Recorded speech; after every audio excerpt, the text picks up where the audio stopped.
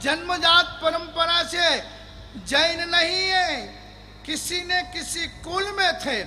उन कुल में से कोई न कोई ज्ञानी पुरुष मिले, कोई न कोई ज्ञानी साधु संतों का समागम हुआ अपन को, उनकी प्रेरणा, उनका मार्गदर्शन, उनके प्रति की श्रद्धा। मगर वो गुरु भी ऐसे मिले, देश काल को देखकर चलने वाले मिले। देश काल को देखकर चलने वाले वो गुरु नहीं होते ने। तो ओसिया के अंदर एक साथ में लाखों क्षत्रियों ने ओसवाल धर्म, ओसवाल जाति में आए और अपने भिनमाल के अंदर लाखों की संख्या में लोग प्रागवट यानी पुरवाल समाज के अंदर यानी जैन धर्म को अंगीकार करने वाले बने। ऐसे ही हेमचंद्र आचार्य महाराज की ज्ञान की गंगा, उनका औचित्य व्यवहार, उनकी दिल की उदारता, उस सारे गुणों से आकर्षित होकर कुमारपाल भी उनके पास आना जाना चालू हुआ। बहुत अच्छी धर्म आराधना, धर्म प्रभावना भी करने लगे। मगर हर समय देखना कोई न कोई ईर्ष्यालु होते ही हैं, कोई न कोई कान में फूंक वाले लोग होते ही हैं। और उस समय कुमारपाल के कान में फूंक लगाई कि आप जैनी गुरु के पास जा रहे हो, मगर ये जैनी लोग अपने मंदिर में नहीं आते हैं। नहीं नहीं, ऐसा नहीं होता है, ऐसा ही है। जब ऐसी बात हुई तब कुमारपाल ने डायरेक्ट कलिकाल सर्वज्ञ हेमचंद्र आचार्य महाराज को कहा, क्या आप हमारे मंदिर में नहीं आओगे? अपनी समाज कितनी है? गांव में कंकर जितनी, और समाजें कितनी है? गेहूं के ढेर जितनी है। यदि बहुमत समाज के साथ मिलकर झूलकर अरस परस प्रेम मैत्री के साथ अपन नहीं चले तो फिर अपना अस्तित्व भी जोखम में हो सकता है, हो जाता है। आचार्य भगवंत बड़े ज्ञानी थे, समय को पारखने वाले, समझने वाले थे। आज हमारे पास भी जगत गुरु शंकराचार्य से लेकर कई बड़े बड़े संत आते हैं न। यदि हम उनसे रिलेशन रखते, हम उनसे मैत्री रखते तो आते, तो मौका आवे तो उनका आमंत्रण हो तब हमें भी जाना जरूरी होता। नहीं जाए तो वो संबंध और उनका अपने प्रति का जो प्रेम है वो लंबा नहीं टिकता है। आचार्य भगवंत ने बोला, हम तो आते जाते सब करते, स्तुति भी करते। और पूरे गांव में समाचार महाराज ने दे दिया कि कल आचार्य हेमचंद्र सुरेश्वर जी महाराज महादेव जी के मंदिर में पधारेंगे। आचार्य भगवंत ने भी ध्यान किया और प्रभु प्रार्थनाएं की। शीघ्र कवि थे, सुबह गए सोमनाथ महादेव के मंदिर में कुमारपाल राजा के साथ, कलिकाल सर्वज्ञ हेमचंद्र आचार्य महाराज। और उसी समय वहाँ खड़े खड़े हाथ जोड़कर हेमचंद्र आचार्य महाराज ने महादेव स्तोत्र अष्टक बना दिया, 32 गाथा का। कितना?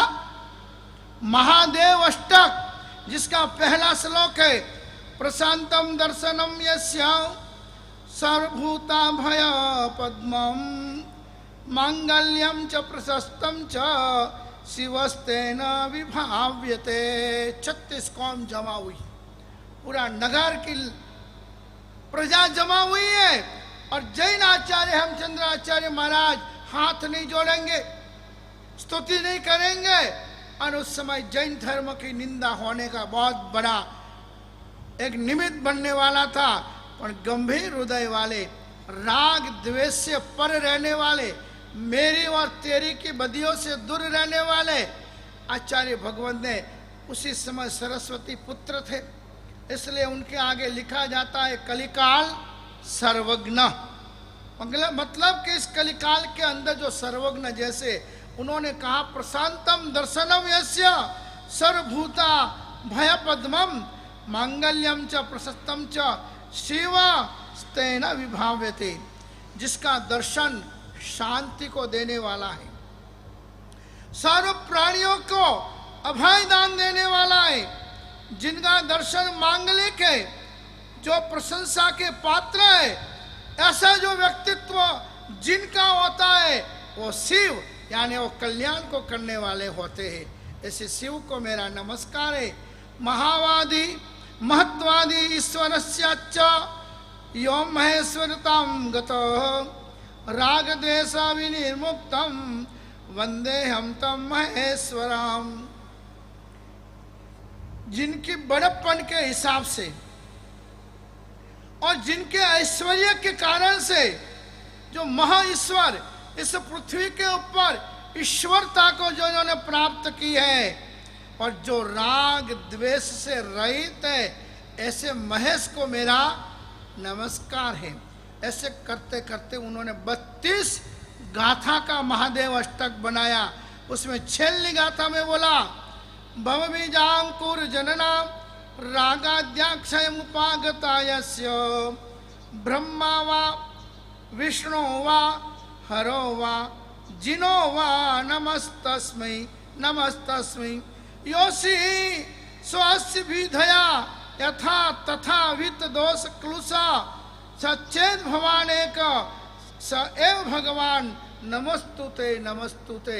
उन्होंने छेल्ली गाथा में कहा कि जिनके भव बीज के अंकुर यानी बार बार जन्म लेना बार बार मरना, ऐसे भव बीज के अंकुर उत्पन्न करने वाली जो चीजें है कौन सी? राग द्वेष मोह ममत्व माया लोभ, ये सारी जो चीजें ऐसा जिन्होंने क्षय कर दिया यानी इससे जो मुक्त बन गए वो ब्रह्मा वा विष्णु वा हरो वा जिनो वा नमस्तस्मै। ऐसे जो भी है जिन्होंने राग द्वेष मोह ममत्व को जीत लिया है, ऐसे ब्रह्मा विष्णु शिव या जिनेश्वर जो हो उनको मेरा नमस्कार है, उनको मेरा नमस्कार है। इस तरह से 32 श्लोक वाला महादेव अष्टक वहाँ खड़े खड़े आचार्य भगवान हेमचंद्र आचार्य महाराज ने बनाया और बनाकर वहाँ पर सबको ये बताया कि जैन धर्म राग द्वेष से मुक्त है। जैन धर्म वाले कोई ममत्वी नहीं होते हैं। जैन धर्म वाले जाति पाति में डूबने वाले नहीं होते हैं। यदि जैन धर्म जाति पाति का भेद रखने वाला होता तो 24 से 24 तीर्थंकर क्षत्रिय कुल में से आए, जिनको हम ईश्वर मानते हैं, जिनको हम प्रभु मानते हैं, जिनको हम हमारे जिनेश्वर तीर्थंकर मानते हैं।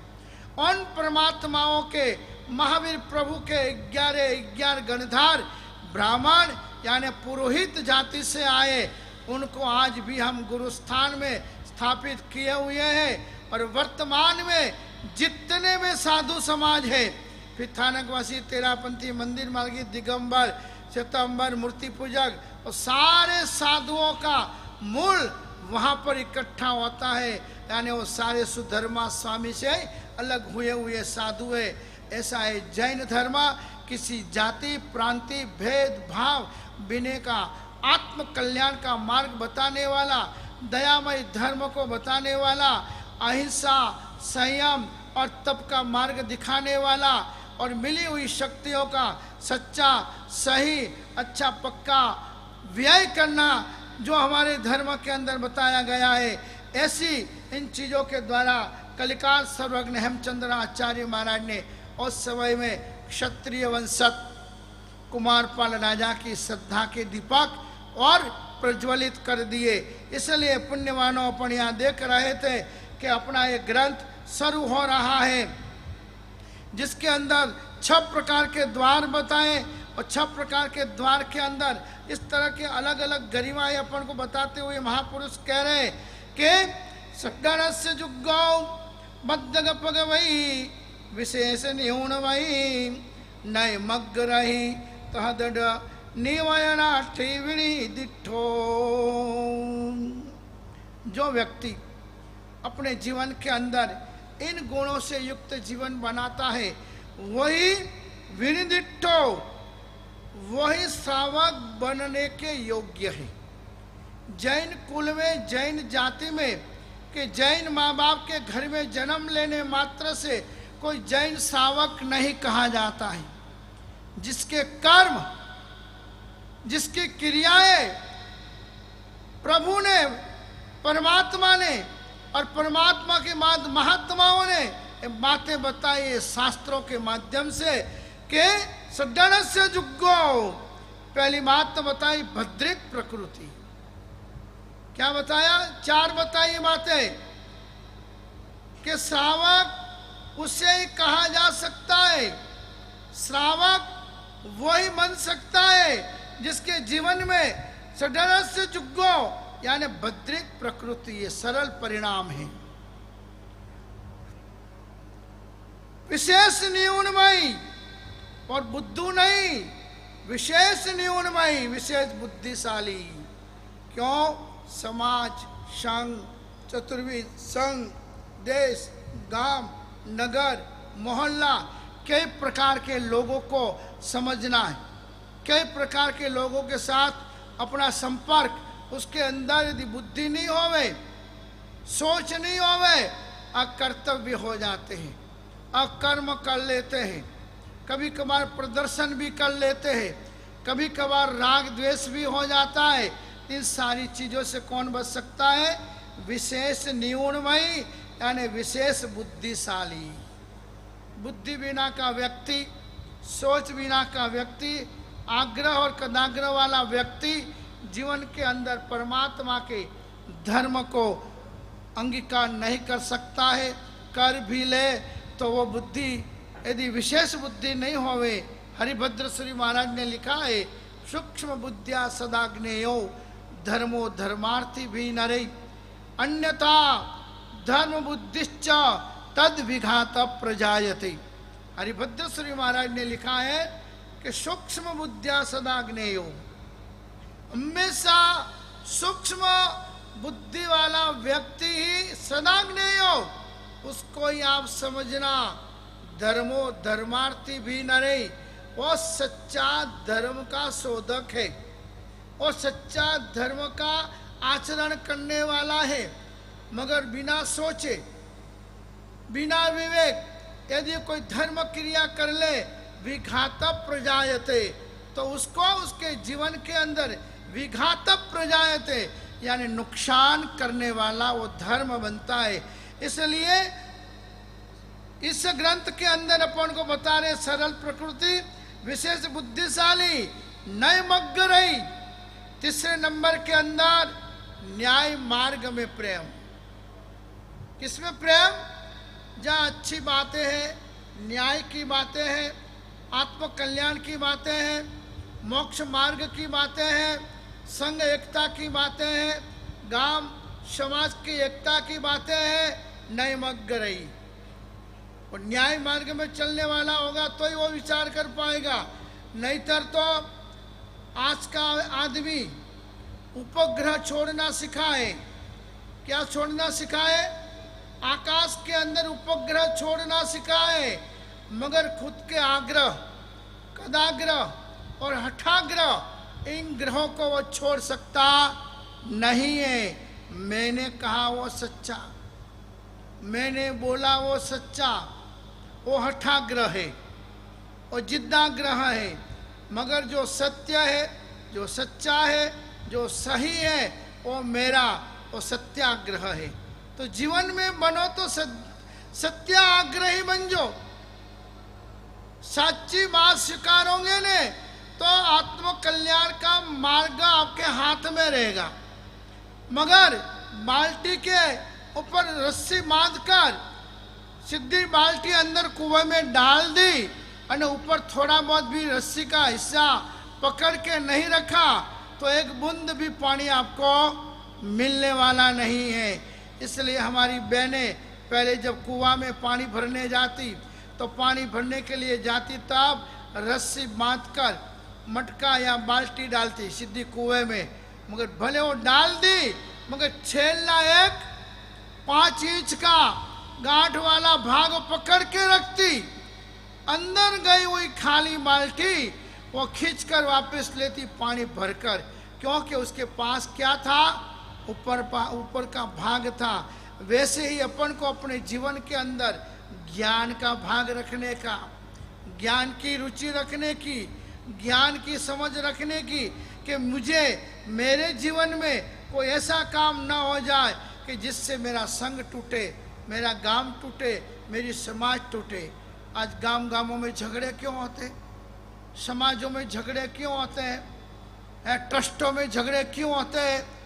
एक दो लोग अपनी मनमानी चला लेते हैं, एक दो लोग झगड़ा कर लेते हैं, एक दो लोग अपना वर्ग खड़ा कर लेते हैं और उससे समाज छिन्न भिन्न हो जाती है। इसलिए नए मगरई सही, सच्ची, अच्छी, हितकारी बात हो, उसकी सोच करने वाला व्यक्ति विशेष बुद्धिशाली हो, वही कर सकता है, बाकी नहीं कर सकता है। पहला गुण बताया बद्रिक प्रकृति यानी सरलता, दूसरा गुण बताया विशेष बुद्धिशाली, तीसरा बताया नए मगरई यानी न्याय मार्ग में प्रेम। कोई सगावाद नहीं, कोई रिलेशनवाद नहीं होना चाहिए धर्म प्रवृत्तियों के अंदर। वह तो बस मेरा चतुर्विध संघ है, मेरी यह समाज है, मुझे ये पद मिला है प्रतिष्ठा के लिए नहीं, पावन बनने के लिए, पवित्र बनने के लिए, और पूज्य परमात्मा से मैं ज़्यादा से ज़्यादा लोगों को जोड़ सकूं, इसलिए मैं इस पद पे आया हुआ हूँ। तो पुण्यवानों, चौथी चीज बता रहे हैं अपन को, दंडनीय वैठी विनिदिठो, यानी जो खुद ने एक बार बोला, प्रतिज्ञा की, मन में सोचा कि बस मैं इस प्रभु के धर्म की प्रभावना करूंगा, मैं मेरे श्रावक श्राविकाओं को प्रेम बांटूंगा, मैं मेरे संघ के अंदर जितना बन सके उतना ज़्यादा से ज़्यादा लोगों को जोड़ने का काम करूंगा। दृढ़ नियन वैरट्टी विनिदिठो, विनय पूर्वक पेश होना।